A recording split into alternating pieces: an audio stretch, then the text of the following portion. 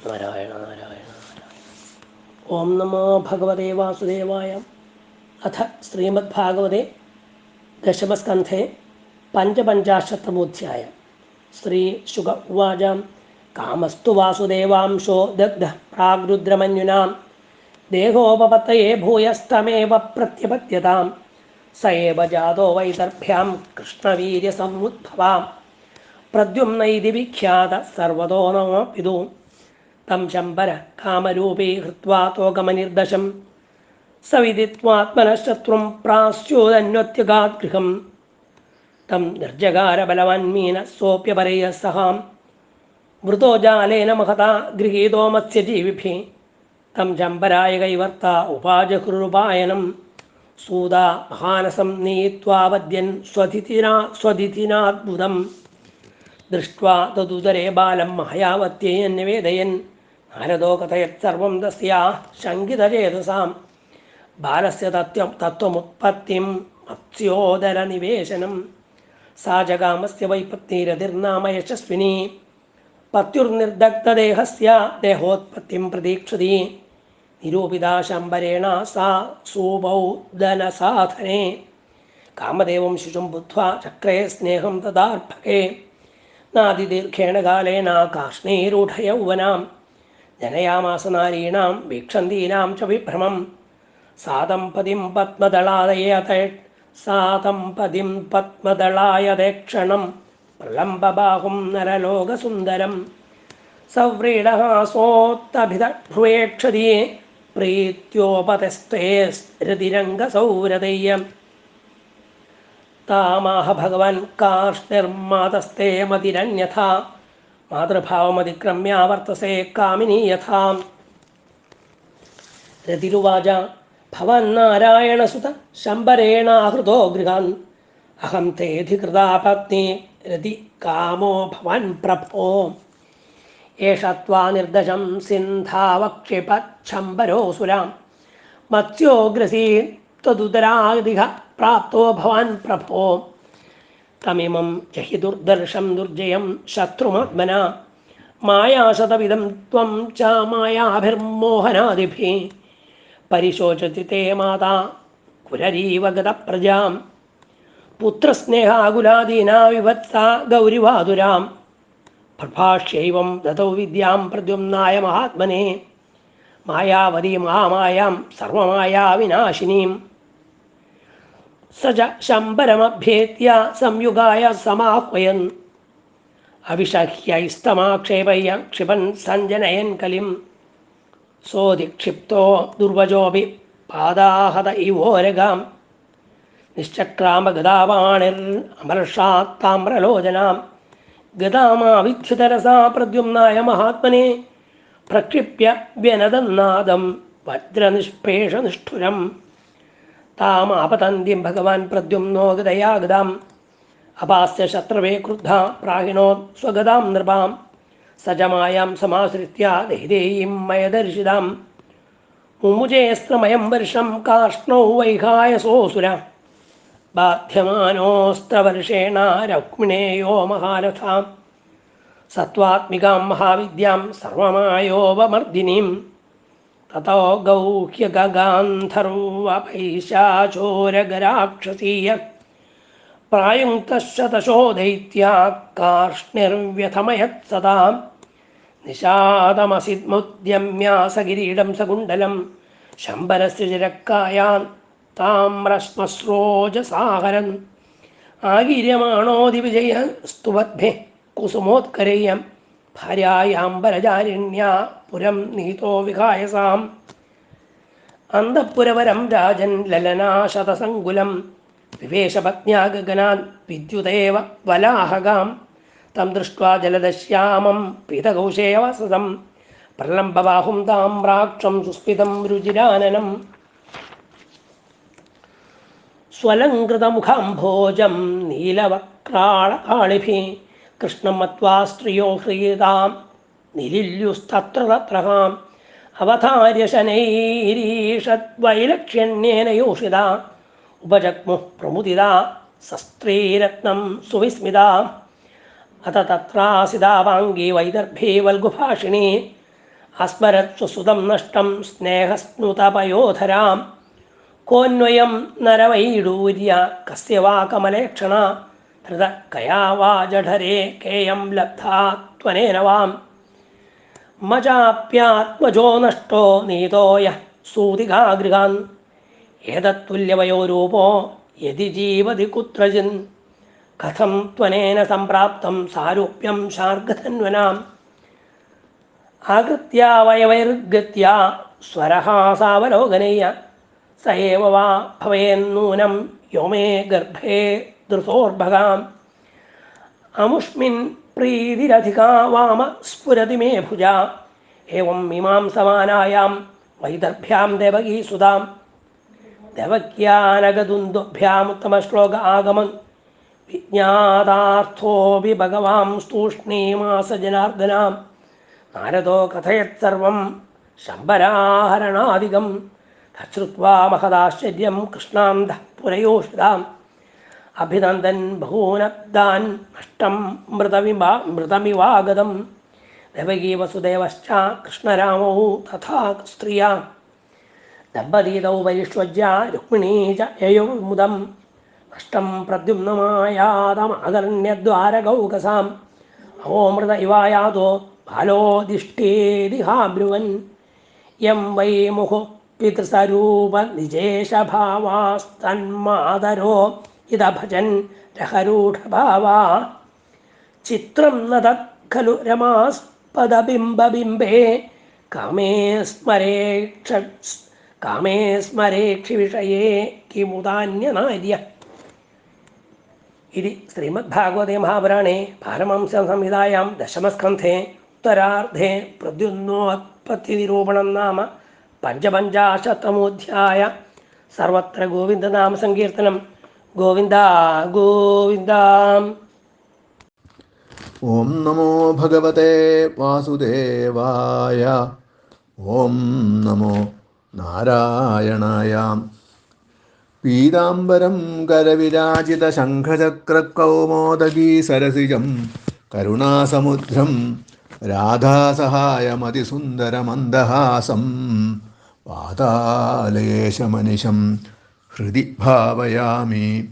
ശ്രീ ഗുരുവായൂരപ്പാ ശരണം. ശ്രീ ഗുരുഭ്യോ നമഃ. ശ്രീ മഹാഗണപതയേ നമഃ. സരസ്വത്യൈ നമഃ. ഏവർക്കും നമസ്കാരം. എല്ലാ ആചാര്യന്മാർക്കും ഗുരുക്കന്മാർക്കും സജ്ജനങ്ങൾക്കും വിനീതമായ പാദനമസ്കാരം. ഇന്ന് നമുക്കിവിടെ അനുസ്മരിക്കാനുള്ളത് ശ്രീമദ് ഭാഗവതം ദശമസ്കന്ധത്തിലെ 55-ാമത്തെ അധ്യായമാണ്. 54-ാമത്തെ അധ്യായത്തിൽ ഭഗവാൻ ശ്രീകൃഷ്ണൻ രുക്മിണീദേവിയുടെ സ്വയംവര നടക്കുന്നതായ അവസരം ഒട്ടനവധി രാജാക്കന്മാർ അണിനിരന്ന ആ സ്വയംവര ചടങ്ങിൽ നിന്നും രുക്മിണീദേവിയെ അപഹരിച്ചുകൊണ്ട് തേരിലേറ്റി ദ്വാരകയിലേക്ക് പുറപ്പെട്ടു.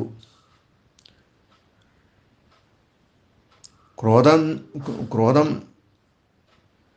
നിറഞ്ഞ മനസ്സോടുകൂടിയ ജരാസന്ധ, ശിശുപാലാദി രാജാക്കന്മാരൊക്കെ ഭഗവാന്റെ പുറകെ ഓടി യുദ്ധം ചെയ്തുവെങ്കിലും ഭഗവാൻ അവരെയൊക്കെ പരാജയപ്പെടുത്തി. അങ്ങനെ ദ്വാരകയിലെത്തിയ ഭഗവാൻ ശ്രീകൃഷ്ണൻ രുക്മിണീ ദേവിയെ യഥാവിധി വിവാഹം കഴിച്ചു. അങ്ങനെ വിവാഹം കഴിച്ചാൽ പുത്രന്മാരുണ്ടാവണ്ടേ. അങ്ങനെ ഭഗവാൻ ശ്രീകൃഷ്ണൻ രുക്മിണീ ദേവിയിൽ ഉണ്ടായ പുത്രനാണ് പ്രദ്യുമ്നൻ. ആ പ്രദ്യുമ്നൻ്റെ ചരിതമാണ് ഇവിടെ 55-ാമത്തെ അധ്യായത്തിൽ വർണ്ണിക്കുന്നത്. അപ്പം എങ്ങനെയാ പ്രദ്യുമ്നൻ ഉണ്ടായത്? മുമ്പ് ഈ കാമദേവനാകുന്ന മന്മഥൻ പാർവതിയുടെ കല്യാണത്തിന് മുമ്പ് പരമേശ്വരൻ്റെ തപസ്സളക്കാൻ പോയപ്പോൾ ആ ഭഗവാന്റെ കോപാഗ്നിക്ക് ഇരയായി ആ കാമദേവൻ ദഹിക്കപ്പെട്ടു. ഭർത്താവ് ഭസ്മമായി ഇത് അറിഞ്ഞ് രതിദേവി അത്യധികം ദുഃഖപ്പെട്ടു. ആ ദേവി വലിയ സങ്കടത്തോടുകൂടി ഭഗവാനെ ആശ്രയിച്ചു. ആ ചരണാരവിന്ദങ്ങളിൽ ശരണാഗതി പ്രാപിച്ചു. ആ രുദ്രഭഗവാൻ രതി ദേവിയോട് പറഞ്ഞു, ദേവി, കാമദേവൻ അദൃശ്യനായിട്ട് ശരീരമില്ലാതെ വളരെയധികം സൂക്ഷ്മനായിട്ട് എല്ലാവരുടെയും മനസ്സിൽ സ്ഥിതി ചെയ്യും. അങ്ങനെയാണ് നമ്മുടെയൊക്കെ മനസ്സിൻ്റെ അതിദേവതയായിട്ട് കാമദേവൻ വന്നത്, അല്ലെങ്കിൽ പ്രദ്യുമ്നൻ വന്നത്. പക്ഷേ രതിദേവിയെ സംബന്ധിച്ചിടത്തോളം ഈ കാമദേവനെ സൂക്ഷ്മമായിട്ട് കാണാനും സാധിക്കും. മനസ്സിലെ ഭർത്താവിനെ സ്ഥൂലഭാവത്തിലല്ലെങ്കിലും കാണാൻ സാധിക്കും എന്നുള്ളൊരു അനുഗ്രഹം കൂടി കൊടുത്തു. പക്ഷേ രതിദേവി അതിലൊന്നും തൃപ്തിയായില്ല.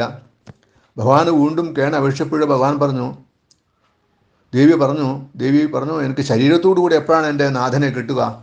അപ്പോൾ ഭഗവാൻ പറഞ്ഞു, കാമദേവൻ ശ്രീകൃഷ്ണന് രുക്മിണിയിൽ പുനർജനിക്കും. അങ്ങനെ പുനർജനിക്കുമ്പോൾ നിനക്ക് സ്ഥൂലരൂപത്തിൽ ഭർത്താവിനെ തിരിച്ചു കിട്ടും എന്ന് അനുഗ്രഹം കൊടുത്തു. അങ്ങനെ ആ രുദ്രഭഗവാന്റെ വാക്കിനെ സത്യമാക്കിക്കൊണ്ട് ആ മന്മഥനാകുന്ന കാമദേവൻ ശ്രീകൃഷ്ണന് രുക്മിണീ ദേവിയിൽ പ്രദ്യുമ്നനായിട്ട് ജനിച്ചു. കാമസ്തു വാസുദേവാംശോ ദഗ്ധ പ്രാഗ് രുദ്രമന്യുനാം. ആ രുദ്രൻ്റെ വാക്കിനെ സത്യമാക്കിക്കൊണ്ട് കാമസ്തു വാസുദേവാംശോ, വാസുദേവൻ്റെ അംശമായിട്ട് കാമദേവൻ പുനർജനിച്ചു.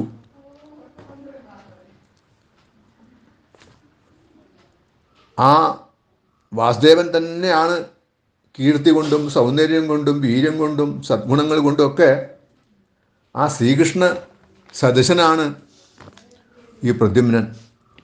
പ്രകർഷേണ ദ്യുമ്ന. അപ്പോൾ അങ്ങനെ ശ്രീകൃഷ്ണൻ്റെ ആ രൂപമാണ്. അതേ അവസരത്തിൽ മുക്കുവന്മാരുടെ അധിപനായിട്ട് ശമ്പരാസുരൻ എന്നൊരു രാജാവുണ്ടായിരുന്നു. അദ്ദേഹത്തിനൊരു വരം കിട്ടിയിട്ടുണ്ട്. അദ്ദേഹത്തിന് കാമദേവനാൽ ആണ് മരണം സംഭവിക്കുക എന്നൊരു വരമുണ്ട്. അപ്പോൾ മുമ്പ് ഈ കാമദേവൻ രുദ്രകോപത്താൽ ഭസ്മായി കഴിഞ്ഞപ്പോൾ ശമ്പരാസുരൻ വളരെയധികം സന്തോഷിച്ചങ്ങനെ ജീവിക്കുമായിരുന്നു. ഇനി എനിക്ക് മരണമില്ലല്ലോ, പ്രദ്യുമ്നനെ കൊണ്ടല്ലേ ഞാൻ മരിക്കുകയുള്ളൂ. അങ്ങനെ സന്തോഷിച്ച് നടക്കുമ്പോഴാണ് നാരദമുനി അറിയിച്ചു അദ്ദേഹത്തെ, നീ വെറുതെ ഇരിക്കണ്ട, നിന്നെ കൊല്ലുന്ന ശത്രു ജനിച്ചു കഴിഞ്ഞു ദ്വാരകയിൽ, രുക്മിണിയുടെ പുത്രനായിട്ട് അവിടെ ജനിച്ചിട്ടുണ്ട് എന്നറിഞ്ഞപ്പോൾ തന്നെ ശമ്പരാസുരന് ഭയം വന്നു. ശമ്പരാസുരൻ ആരും കാണാതെ, മായാവിയല്ലേ അദ്ദേഹം, അപ്പോൾ മായാസ്വരൂപമെടുത്ത് ആരും കാണാതെ ദ്വാരകയിലെത്തി. അവിടെ പ്രസവിച്ചിട്ട് 10 ദിവസേ പോലും തികഞ്ഞിട്ടില്ല. ആ അന്തഃപുരത്തിൽ കയറി ആ കുഞ്ഞിനെ അപഹരിച്ചു, സമുദ്രത്തിലേക്ക് വലിച്ചെറിഞ്ഞു. ആ കുഞ്ഞിന് സമുദ്രത്തിലും ഒന്നും സംഭവിച്ചില്ല എന്ന് മാത്രമല്ല, മറ്റു മത്സ്യം, ആ വലിയൊരു മത്സ്യം ആ പിഞ്ചു കുഞ്ഞിനെ വിഴുങ്ങി.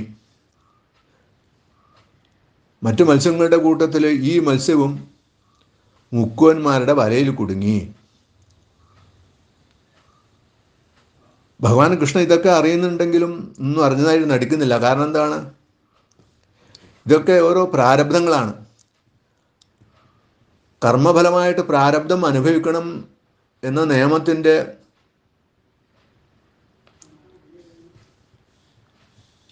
രചയിതാവ് തന്നെ ആ നിയമത്തെ തെറ്റിക്കാൻ പാടുള്ളൂ. ഇതൊക്കെ പ്രാരബ്ധമായിട്ടാണ് പ്രദ്യുമ്നനും ഇത് സംഭവിച്ചത് എന്ന് അറിഞ്ഞുകൊണ്ട് ഭഗവാൻ ഒന്നും തടയാനൊന്നും പോയില്ല. അപ്പോൾ ആ കർമ്മസിദ്ധാന്തം ഭഗവാനാൽ നിശ്ചയിക്കപ്പെട്ടത് അങ്ങനെ നടക്കട്ടെ എന്ന് ഭഗവാൻ വിചാരിച്ചു. മുക്കുവന്മാരെന്ത് ചെയ്തു? തം ശമ്പരായ കൈവർത്ത ഉപജഹ്രുരുപായനം സൂതാമഹാനസം നീത്വാ അവദ്യൻ സുതിദിനാത്ഭുതം. അങ്ങനെ ഏറ്റവും വലിയ മത്സ്യത്തിനെ കിട്ടിയ സന്തോഷത്തിൽ ആ മുക്കുവന്മാരെന്ത് ചെയ്തു? അതിനെ തങ്ങളുടെ രാജാവായ ശംബരാസുരന് കാഴ്ചവെച്ചു. ശംബരാസുരൻ സന്തോഷത്തോടു കൂടി അത് അടുക്കളയിലേക്ക് എത്തിച്ചു, അടുത്ത മത്സ്യക്കറി വെക്കാനായിട്ട്. ആ മത്സ്യത്തെ അവിടുത്തെ വെപ്പുകാരെന്ത് ചെയ്തു? കീറിയപ്പോൾ അവർ ആശ്ചര്യപ്പെട്ടു. വയറ്റിലതാ ഒരു അത്ഭുത ബാലകൻ. അവർ പരിഭ്രമിച്ചിട്ട് ആ വിവരം ചീഫ് കുക്കായ മായാവതിയെ അറിയിച്ചു. മായാവതി ഇത് കണ്ടപ്പോൾ അവർക്കും അത്ഭുതം. ഒരു സുന്ദര ബാലകൻ ഒരു മത്സ്യത്തിൻ്റെ വയറ്റിൽ എങ്ങനെ ഉണ്ടായി? ഇതെന്താ സംഭവിക്കുന്നത്? ഇതാരാണിത്? അങ്ങനെ ആലോചിച്ചുകൊണ്ടിരിക്കുമ്പോഴാണതാ നാരായണ നാരായണ എന്ന് കേട്ടത്. ഇതാ നാരദമുനി അവിടെ എത്തി. അദ്ദേഹം നടന്ന കാര്യങ്ങളൊക്കെ സത്യമായിട്ട് അറിയിച്ചു. പറഞ്ഞു രതീദേവിയോട്, നീ കാമദേവൻ്റെ പത്നിയായ രതീദേവി ആണ്. നീ ഇപ്പോൾ മായാവതിയായിട്ടാണ് അറിയപ്പെടുന്നത്. മുമ്പ് ശിവകോപത്താൽ ദഹിച്ച ആ കാമദേവനിതാ ശ്രീകൃഷ്ണനിൽ പ്രദ്യുമ്നായിട്ട് അവതരിച്ച കുഞ്ഞാണിത്. ഇത് ഭാവിയിൽ നിൻ്റെ ഭർത്താവായിരിക്കും എന്നൊക്കെ അറിയിച്ചു. അപ്പോൾ കുറച്ചു കാലം മുമ്പ് ഇതേ നാരദമുനിയിൽ നിന്നും അറിഞ്ഞിരുന്നു, നിൻ്റെ ഭർത്താവ് ഈ ശംബരാസുരൻ്റെ കൊട്ടാര വഴി നിനക്ക് ലഭിക്കുമെന്ന്. അപ്പോൾ അങ്ങനെ കൊട്ടാരത്തിൽ നിന്നും തൻ്റെ ഭർത്താവിനെ ലഭിക്കും എന്ന് ഉദ്ദേശിച്ച് ഇവിടെ അടുക്കളക്കാരിയായിട്ട് ആവശ്യപ്പെട്ട് അങ്ങനെ ഒരു അപ്പോയിൻമെൻറ്റ് ചെയ്തതാണ് ചീഫ് കുക്കായിട്ട് ശംബരാസുരൻ. അപ്പോൾ ഈ വിവരം അറിഞ്ഞപ്പോൾ അവർക്ക് വളരെ സന്തോഷമായി. തൻ്റെ ഭർത്താവ് ആണല്ലോ ഇത് ഈ കുഞ്ഞ് എന്നൊക്കെ വിചാരിച്ചു.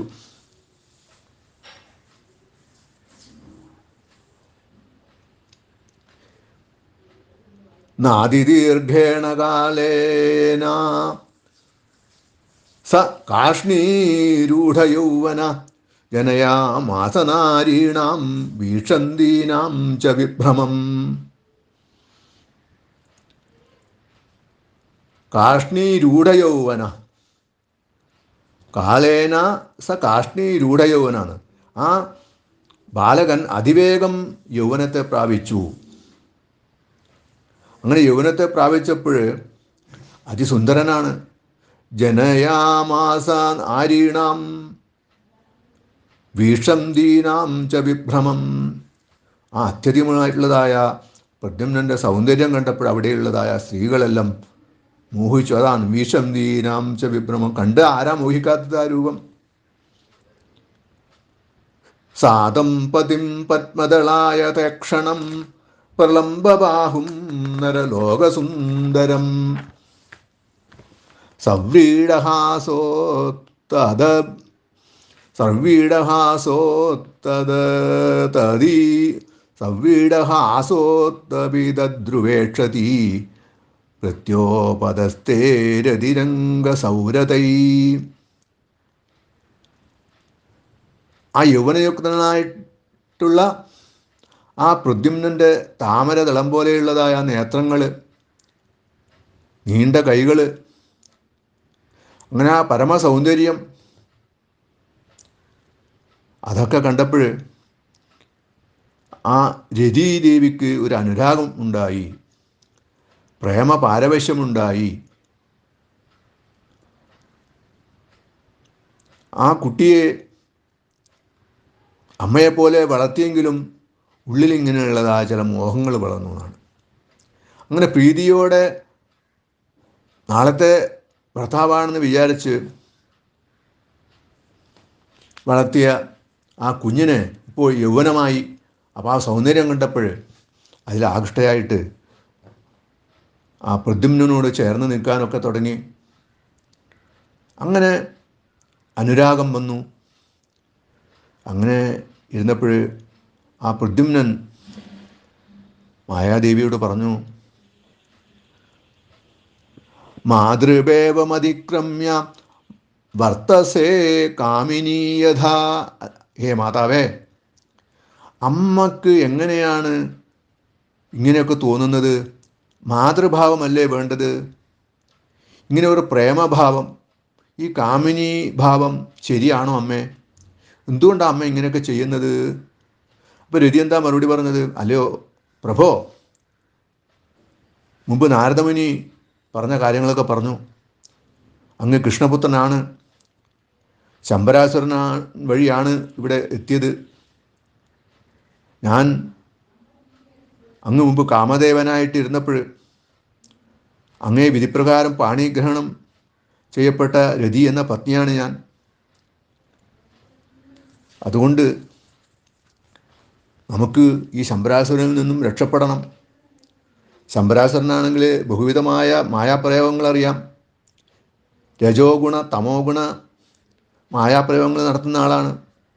അവനെ അതിക്രമിക്കുക അത്ര എളുപ്പമുള്ള കാര്യമൊന്നുമല്ല. അതിനാൽ അങ്ങും മായാപ്രയോഗങ്ങളിലൂടെ തന്നെ ആ ശമ്പരാസുരനെ നിഗ്രഹിക്കണം. എന്നിട്ടോ പരിശോചതി തേ മാതാം കുരരീവ ഗതപ്രജാം പുത്രസ്നേഹാകുലാഭീത വിവത്സ ഗൗരിവാകുലാം.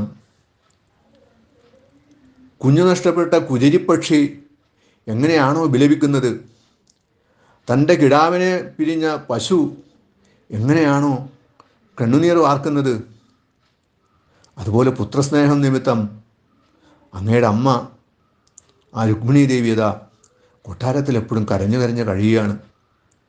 അതുകൊണ്ട് നാഥ, നമുക്ക് എപ്പോഴും ആവുന്നത്ര വേഗത്തിലാ അമ്മയെ പോയി കാണണം, ദ്വാരകയിലേക്ക് പോകണം. അതുകൊണ്ട് സകലവിധ മായാ പ്രയോഗങ്ങൾ ഞാൻ അങ്ങേക്ക് പഠിപ്പിച്ചു തരാം. അങ്ങനെ സാത്വികമായ മായാപ്രയോഗങ്ങളെ പഠിപ്പിച്ചു പ്രദ്യുമ്നനെ. അപ്പോൾ പ്രദ്യുമ്നൻ പറഞ്ഞു, ഈ ശമ്പരാസുരൻ്റെ വധം എൻ്റെ നിയോഗം തന്നെയാണ് എന്ന് പറഞ്ഞുകൊണ്ട്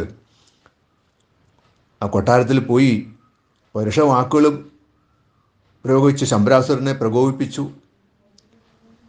ചവിട്ടിയ പാമ്പ് എങ്ങനെയാണോ ക്രുദ്ധനായിട്ട് ആക്രമിക്കാൻ വരുന്നത്, അതുപോലെ ശമ്പരൻ്റെ കണ്ണുകൾ ക്രോധം കൊണ്ട് ചുവന്ന് തുടിച്ചു. ഗദയും വീശിക്കൊണ്ട് അവൻ പുറത്തേക്കൂടി.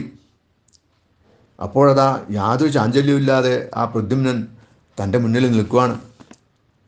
അവൻ പ്രദ്യുമ്നു നേരെ അട്ടഹാസമൊക്കെ ചെയ്തുകൊണ്ട് ഗദ പ്രയോഗിച്ചു. താമാപതന്തിം ഭഗവാൻ പ്രദ്യുമ്നോ ഗദയാ ഗദാം അഭാസ്യ ശത്രവേ ക്രുദ്ധ പ്രാഹിണോത് സ്വഗതാം നൃപാം. അസുരൻ്റെ ഗദയെ ആ പ്രദ്യുമ്നൻ തടുത്തതു മാത്രമല്ല, തൻ്റെ ഗദ കൊണ്ട് അവനെ പ്രഹരിച്ചു. ശമ്പരന് നിൽക്കക്കളിയില്ല. അവൻ ഉടനെ ആകാശത്തിൽ പൊങ്ങി മായാവിദ്യ പ്രയോഗിച്ചു. പ്രദ്യുമ്നൻ്റെ നേരെ ശരവർഷം ചെയ്തു. ആ ശരവർഷം കൊണ്ട് പീഡിതനായിട്ടുള്ളതായ പ്രദ്യുമ്നൻ അവൻ്റെ മായയെ സാത്വിക ഗുണാധിക്യമുള്ള മഹാവിദ്യ കൊണ്ട് നേരിട്ടു. ശമ്പരൻ്റെ അവൻ പ്രയോഗിച്ചതായ ആ ഗുഹ്യകാര്യ മായാപ്രയോഗങ്ങളെ മുഴുവനും പ്രദ്യുമ്നൻ സംഹരിച്ചു.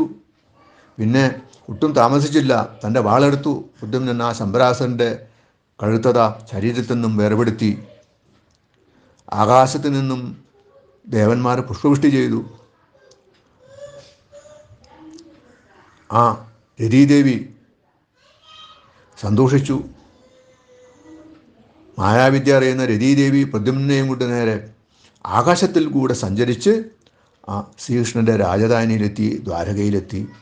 തം ദൃഷ്ട്വാ ജലദശ്യാമം പീതകൗശേയവാസസം പ്രലംബബാഹും താമ്രാക്ഷം സുസ്മിതം രുചിരാനനം. അങ്ങനെ പീതാംബരമൊക്കെ എടുത്തിട്ട് മേഘവർണ്ണശ്യാമ നിറത്തോടുകൂടി നീണ്ട കൈകളോടുകൂടി അങ്ങനെ തുടുത്ത കണ്ണുകളും ഒക്കെ ആയിട്ടതാ ഒരു സുന്ദരൻ വരുന്നു.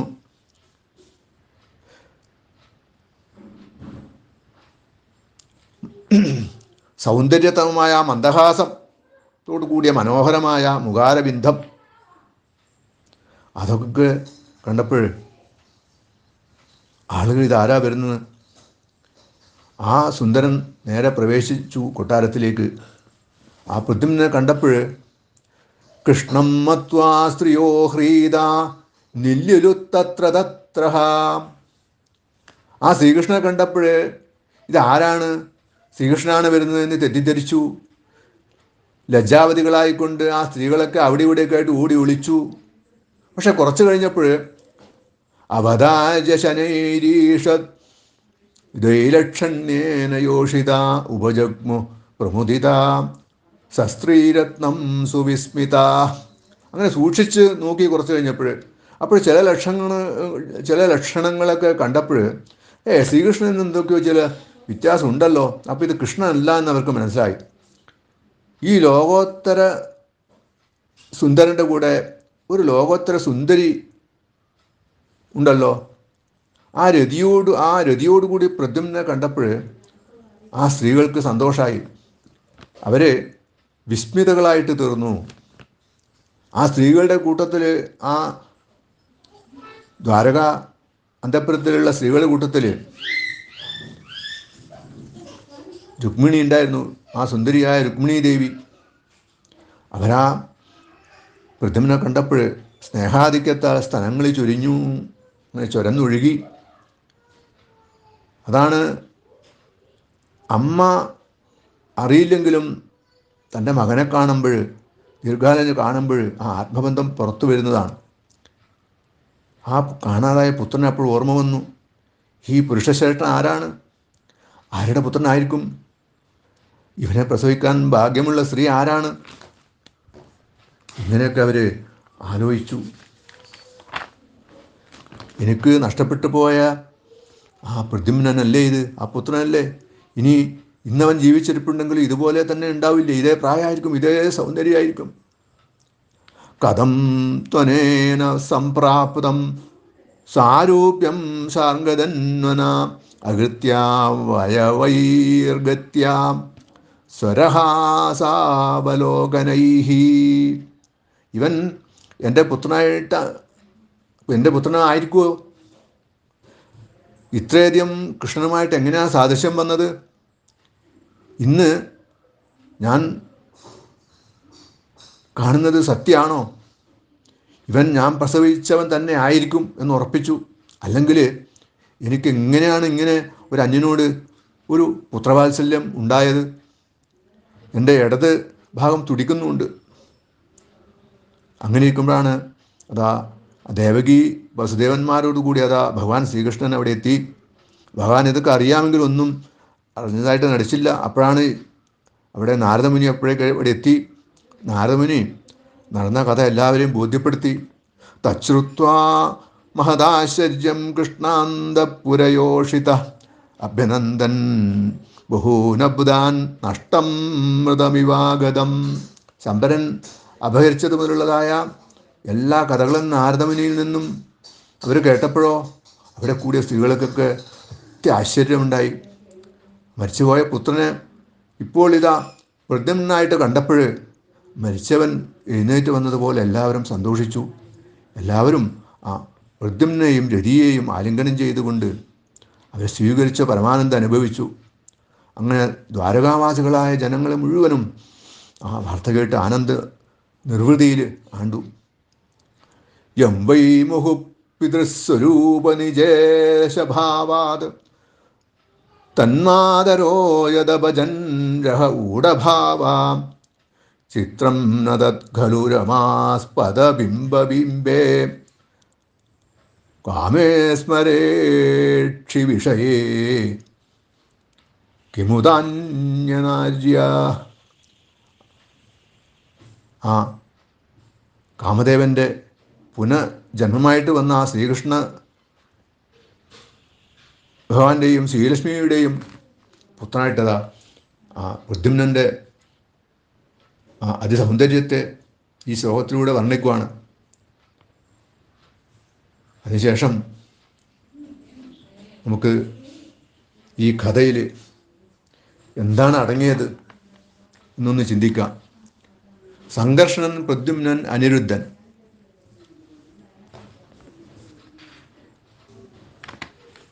വാസുദേവൻ. ഇങ്ങനെ ഈ 4 പേർ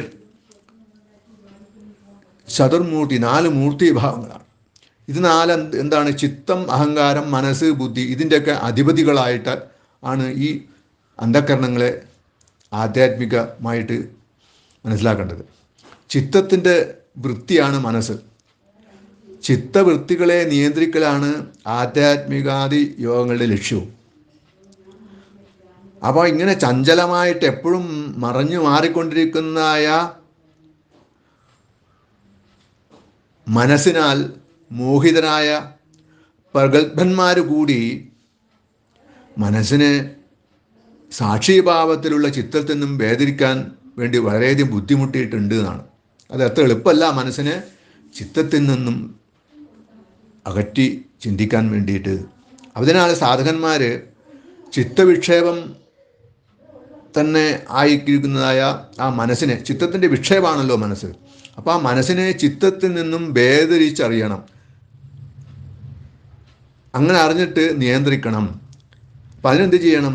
മനസ്സ് ഭഗവാനിൽ വെക്കണം. അങ്ങനെ മനസ്സ് ഭഗവാനിൽ വെക്കുമ്പം ചിത്തത്തിൽ നിന്നും വേറെയാണ് മനസ്സ്. എന്നിട്ട് ആ മനസ്സിനെ കൺട്രോൾ ചെയ്യാൻ നമുക്ക് സാധിക്കണം. അത് ഭഗവത് അനുഗ്രഹം കൊണ്ടേ പറ്റുള്ളൂ. അതിന് എന്ത് ചെയ്യണം? ഈ കഥയിൽ നമുക്ക് മനസ്സിലായി,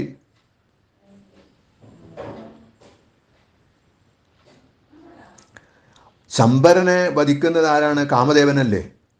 അപ്പോൾ കാമങ്ങളുടെ ദേവനാണ് പ്രദ്യുമ്നൻ. ഓരോരോ വിഷയങ്ങളൊക്കെ നമുക്ക് കാമം ഉണ്ടാകും, കാമനകൾ. അപ്പോൾ അതൊക്കെ വേണമെങ്കിൽ പ്രദ്യുമ്നായിട്ട് പറയാം. മനോമോഹനമായിട്ടുള്ളതായ മോഹങ്ങൾ. എന്തൊക്കെ മോഹങ്ങളാണ്? അപ്പോൾ ആഗ്രഹങ്ങളുടെ ദേവനാണ് കാമദേവൻ. അത് അത്യാഗ്രഹമാകരുതെന്നാണ്. അപ്പോൾ അത്യാഗ്രഹമാണ് നമ്മളെ നാശത്തിലേക്ക് നയിക്കുന്നത്. അപ്പോൾ ആഗ്രഹങ്ങളെ പരിപൂർണമായിട്ട് നശിപ്പിക്കാൻ സാധിച്ചിട്ടില്ലെങ്കിലും അതിനെ കുറച്ചു കൊണ്ടുവരാനെങ്കിലും നമുക്ക് പറ്റണം. ഇവിടെ അത്യാഗ്രഹമാണ് ശമ്പരൻ. ആ ശമ്പരനെ എന്ന ആ പ്രബലമായ ആഗ്രഹത്തെ ദുർബലമാക്കണം ഭഗവത് ഭക്തി കൊണ്ട്. അപ്പോഴാണ് ഭഗവാനാകുന്ന ബുദ്ധി കൊണ്ട് പ്രദ്യുമ്നനായ മനസ്സിനെ നിയന്ത്രിക്കണം. നിയന്ത്രിക്കുമ്പോൾ ആ മനസ്സ്